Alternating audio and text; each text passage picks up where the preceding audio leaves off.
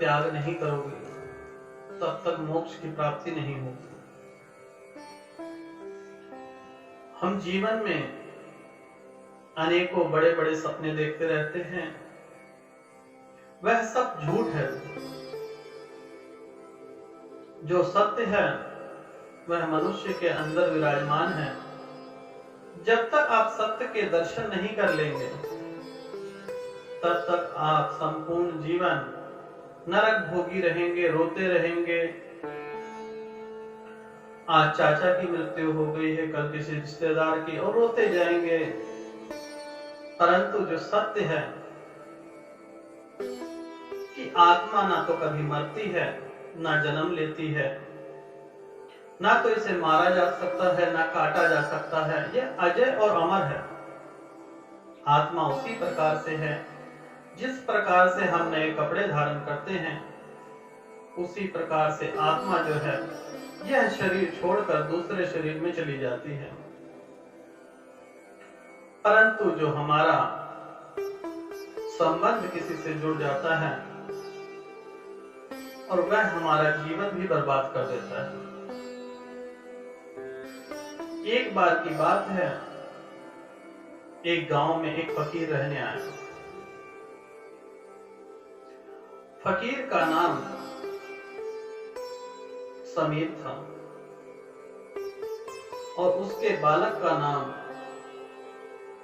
रंजीत। रंजीत और समीर उस गांव में बहुत आराम से रहते थे। रंजीत जो उनका बच्चा था, गांव वाले बहुत प्रेम करते थे और उस फकीर को अपने गांव में ही एक स्थान दिया गया जहां पर वह आराम से अपना जीवन व्यतीत कर रहा था। गांव वाले बच्चे से बहुत खुश थे। कुछ दिन पश्चात बीमारी की वजह से रंजीत की मृत्यु हो जाती है।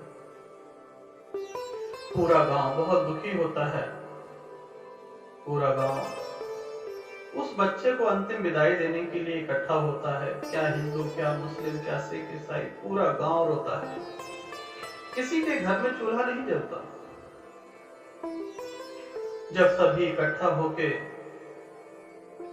वहां पहुंचे समीर के घर, तो वहां का नजारा देखकर उनके होश उड़ गए कि समीर रंजीत को हाथ में लिए हुए रो नहीं रहा, मुस्कुरा रहा है। सबने पूछा कि पुत्र प्रेम में क्या पागल हो गए हो? तुम्हें दिखाई नहीं दे रहा कि आज रंजीत तुम्हें छोड़कर चला गया? हम सबको, इस संसार को छोड़ के चला गया। फकीर मुस्कुराया और कहने लगा, कुछ वर्ष पहले यह मेरे जीवन में नहीं था, तब भी तो मैं खुश था। उसके पश्चात यह आया, तब भी तो मैं खुश था। परंतु आज इसके जाने का टाइम है, विदाई का समय है, तो मैं क्यों रोऊं? इसे खुशी से न विदा करूं? जहां तक दुख की बात है, दुख तो मुझे इतना है कि मैं बयां नहीं कर सकता।